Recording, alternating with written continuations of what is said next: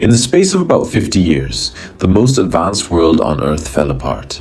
Not one kingdom, not one empire.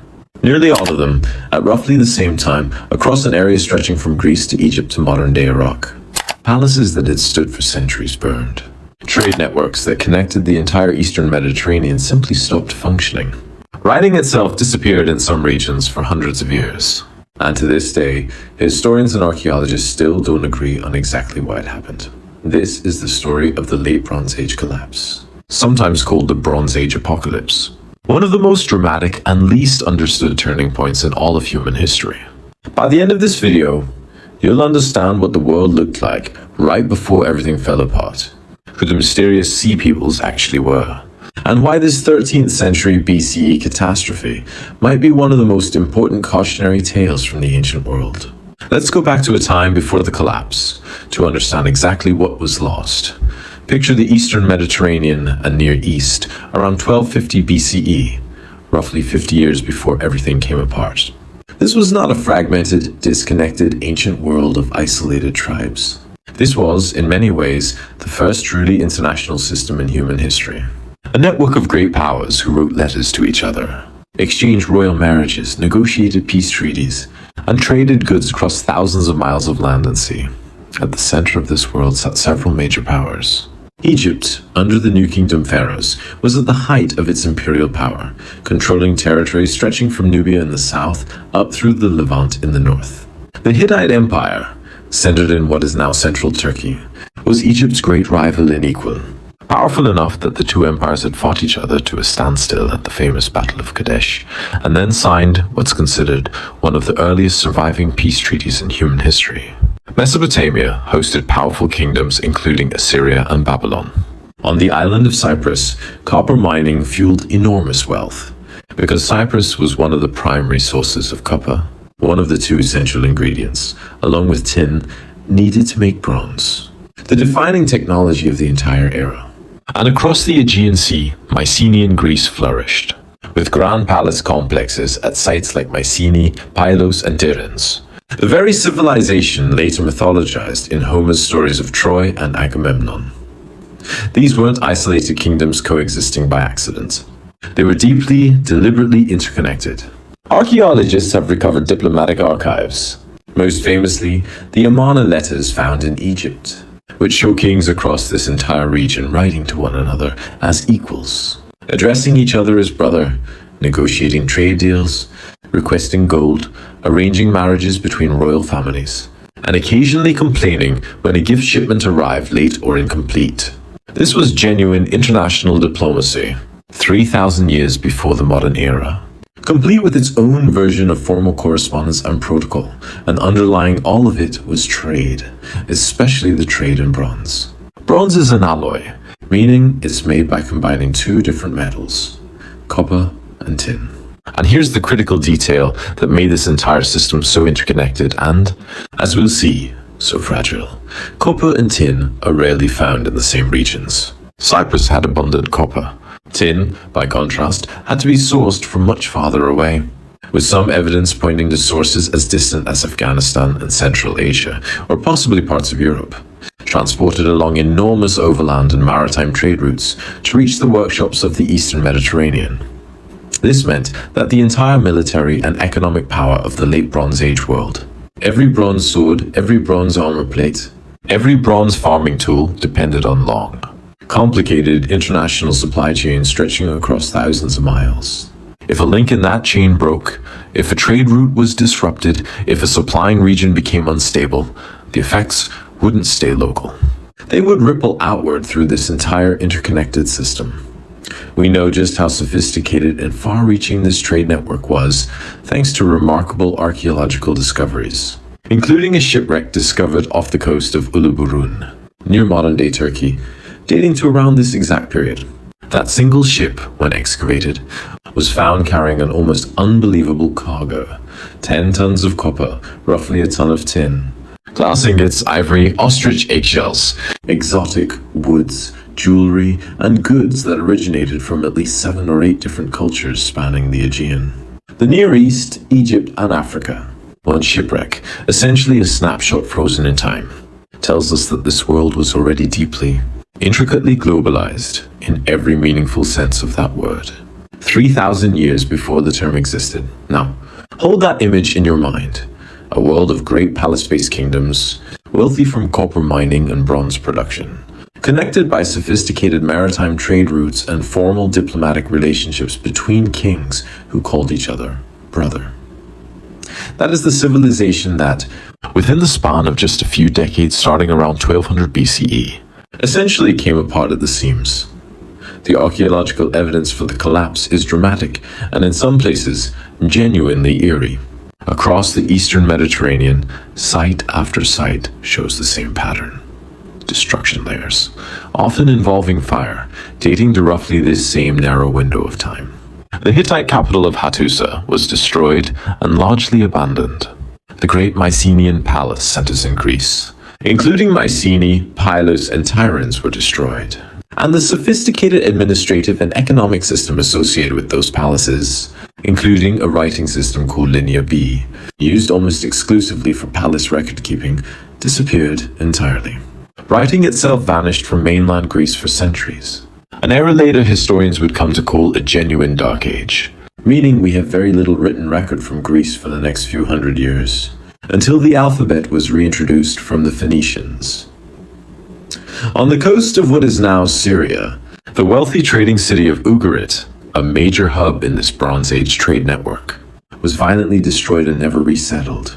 And this is where some of our most chilling direct evidence comes from, because among the clay tablets recovered from Ugarit's ruins are letters written right as the crisis was unfolding.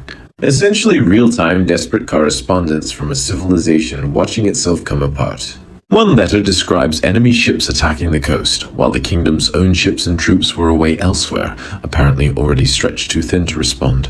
Another letter, sent by the king of Ugarit himself, describes enemy ships burning towns and pleads urgently for help. Even mighty Egypt, which survived the collapse in a reduced but still functioning form, unlike many of its neighboring powers, recorded major military conflicts against invaders during this exact period. Egyptian inscriptions, most famously those of Pharaoh Ramesses III at his mortuary temple at Medinet Habu, describe repelling a massive coalition of invaders arriving both by land and by sea.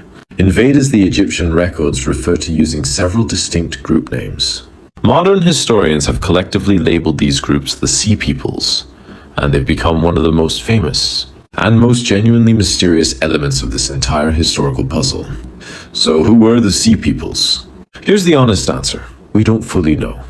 And that uncertainty is part of what makes this such a captivating mystery, even today. The Egyptian records name several distinct groups, but ancient Egyptian scribes were transcribing foreign names into Egyptian. And matching these ancient names to specific known cultures has been a genuine puzzle for well over a century of scholarship. Some of the names Egyptian records associate with the Sea Peoples bear intriguing resemblances to names known from elsewhere. One group's name has been linked by some scholars to the Luca, associated with a region of southwestern Anatolia. Another group's name has been connected to Sardinia. Another has been tentatively linked to the island of Sicily. Perhaps most famously, one of the named groups, referred to in Egyptian sources in a way some scholars connect to the term Peliset, is widely believed by many researchers to be connected to the Philistines, who appear later settled along the coast of Canaan, in the very region that would eventually be associated with the name Palestine. But here's what's crucial to understand.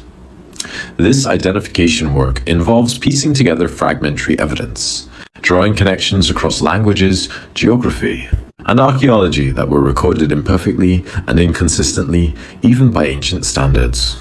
There's no unified Sea Peoples army or Sea Peoples nation that historians can point to on a map.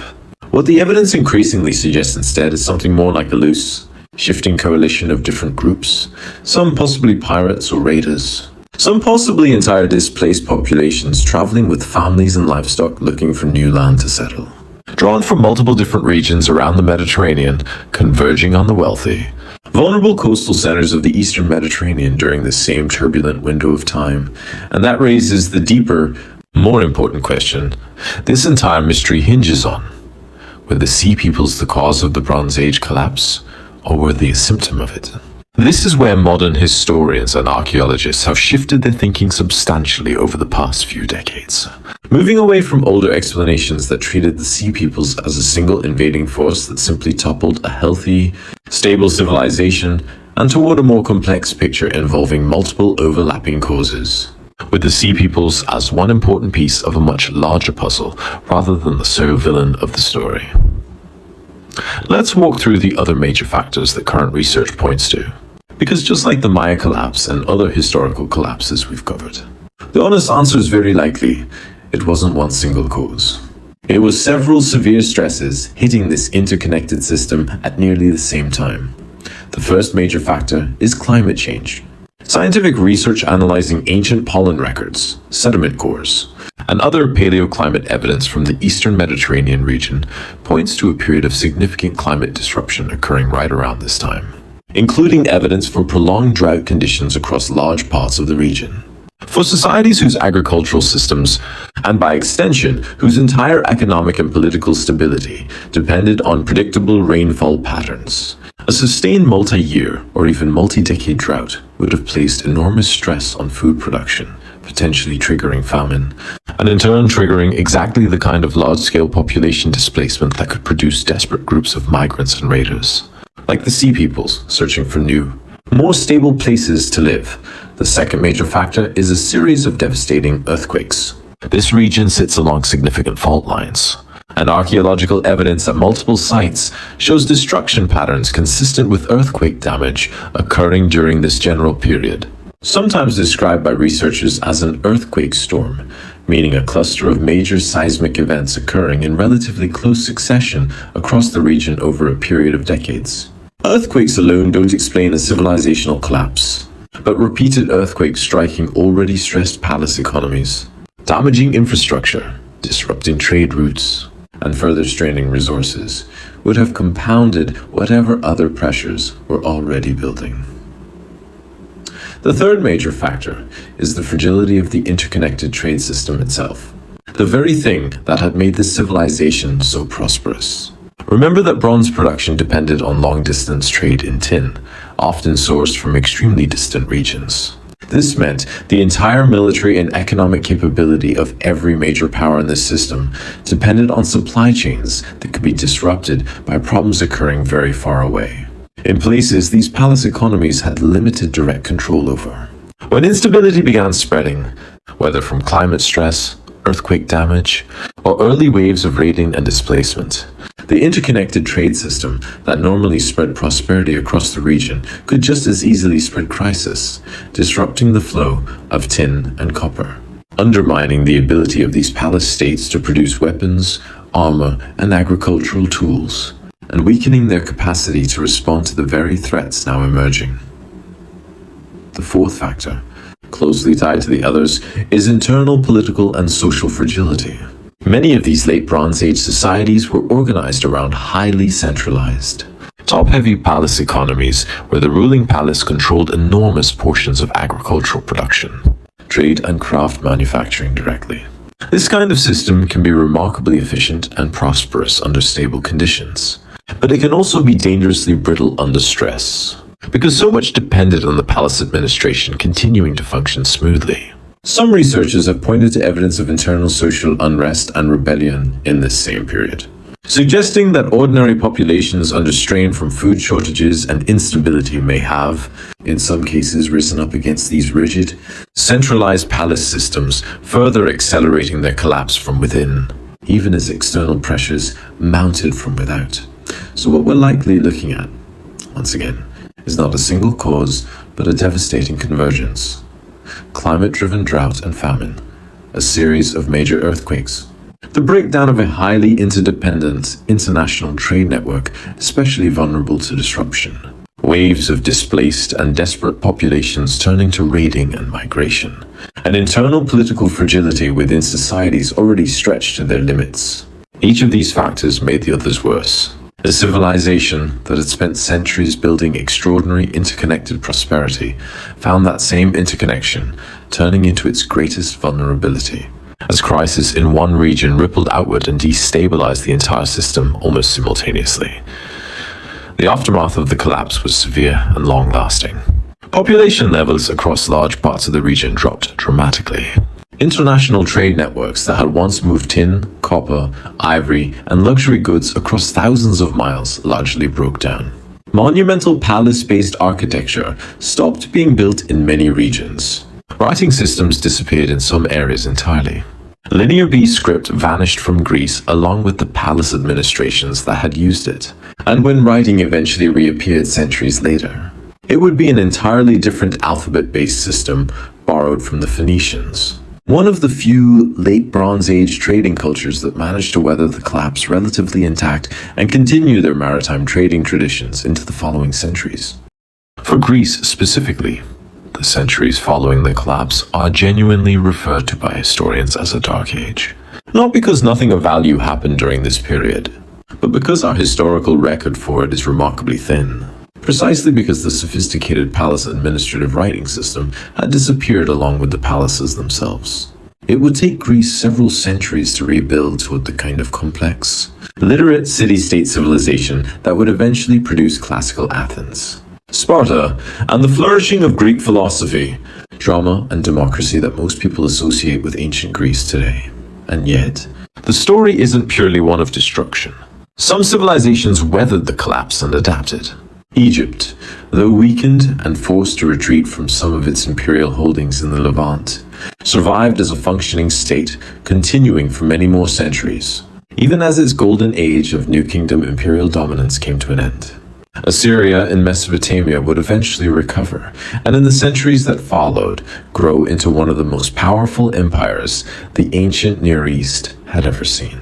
And in the power vacuum left behind along the coast of Canaan, several new peoples and cultures emerged and took root, including, according to many historians' interpretation of the evidence, the Philistines along the southern coast, and shortly after, the rise of new, smaller kingdoms across the Levant, including the eventual emergence of ancient Israel.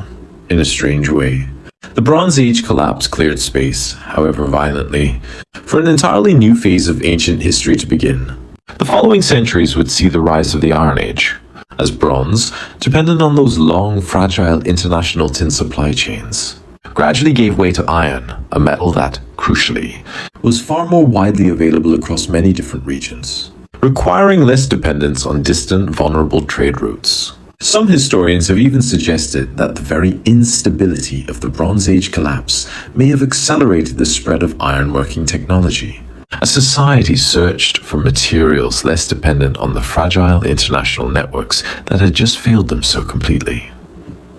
So what should we take away from this remarkable, genuinely still debated chapter of ancient history?